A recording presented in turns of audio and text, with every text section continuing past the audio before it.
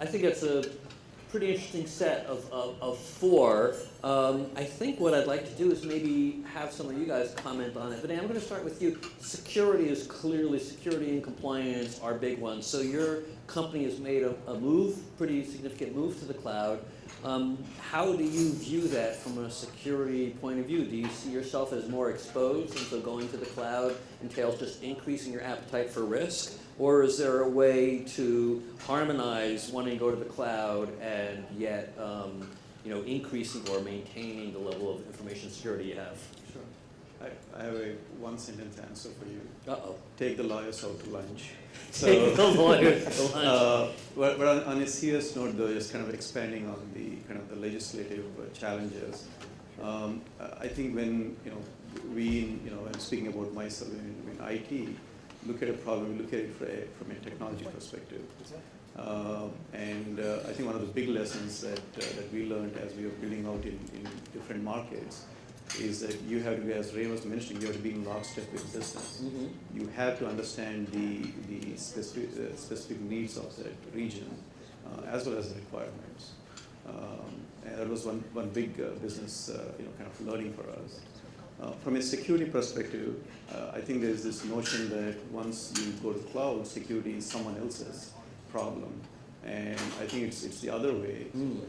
It actually, not that it makes it any worse, but it puts more burden on the organization to ensure that that you're securing your assets, because the assets are no more in your quote unquote in your perimeter; they are in the cloud. And so you have to look at security from a different perspective. Mm-hmm. Can you give any specific examples of things that you kind of have to do or watch to do that maybe you once did internally, that once you go to the cloud, a mistake that you made? Sure. I mean, if there's one thing that I would share with the participants here is multi-factor authentication. Mm-hmm. That is the easiest way you can raise the security profile of your company, and more so when you're using a cloud solution. Yeah. There are several vendors out there, and I think that's one of the easiest way to make a big impact. Yeah. The other way is to make sure that you extend your governance, your practices into the cloud providers, rather than again thinking of just your internal services. Brian, I'm going to ask you. You can either take on the security one if you want to, or we could. You want to talk about security first, or and then maybe I'll have you move on to another member. What do you think about this idea about security sort of being an obstacle? I think the first thing I try to teach is that we shouldn't pretend that what we currently do outside of the cloud is secure. Meaning that our own environments are oftentimes not secure, but we're unaware of it.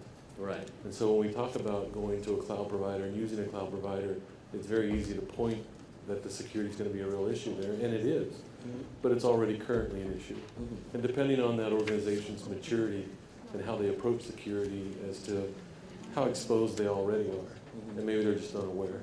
Right. And then ask that question, is going to the cloud making us less secure? Or is it just exposing the fact that we've always been not secure and just didn't really acknowledge it or know it?